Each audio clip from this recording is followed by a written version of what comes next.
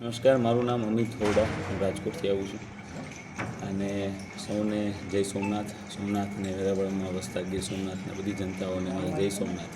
ખાસ આજે જણાવવાનું એ છે કે આજે સોમનાથ માટે ખૂબ સારો એવો અવસર છે.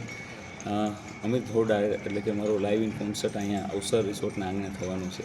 આજે રાત્રે 9:30 વાગે એટલે કે 8 તારીખ 8 નવેમ્બરના રાત્રે 9:30 કલાકે કે ઇવેન્ટ એન્ડ એન્ટરટેનમેન્ટ્સ પ્રેઝન્ટ આ એક સરસ મજાનો કોન્સર્ટ છે કે જેમાં આપણા લોકસંગીત, આપણી સંસ્કૃતિ અને આપણી જે ભાતીગળ કલ્ચર છે એને પ્રમોટ કરતું અને માત્ર આપણા ગુજરાતી ગીતોનો કોન્સર્ટ છે જે નવી યુવાનો પેઢી સુધી નવી વાતો અને આપણું જ જે ભાતીગળ વારસો છે એને લઈને અમે કોન્સર્ટ કરી રહ્યા છીએ.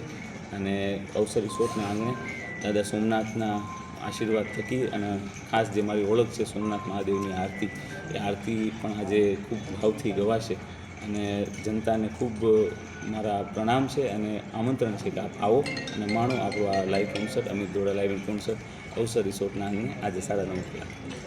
લોકડાયરા અને અત્યારનું જે આખું લાઈવ કોન્સર્ટ, શું ફરક એમાં?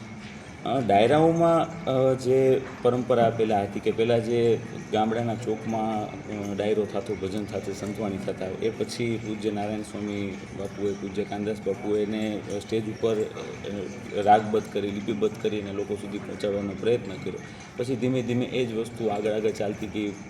બેન્જો એમાં આવતો ગયો, મંજીરા, તબલા, આવી રીતે ડાયરાનો એક માહોલ બનતો ગયો, સ્ટેજ ઉપર પ્રસ્તુતિ થતી હતી. હવે એ જ વાત, એ જ વસ્તુ, એ જ લોકસંગીત, એમાં કોઈ ફેરફાર નહીં. પણ આજના યુવાનોને ગમે એવા સાઉન્ડમાં, એવા અંદાજમાં ને એવા એક્સપિરિયન્સ સાથે નવા અંદાજમાં આ કોન્સર્ટ લઈને અમે આવી રહ્યા છીએ. Thank you.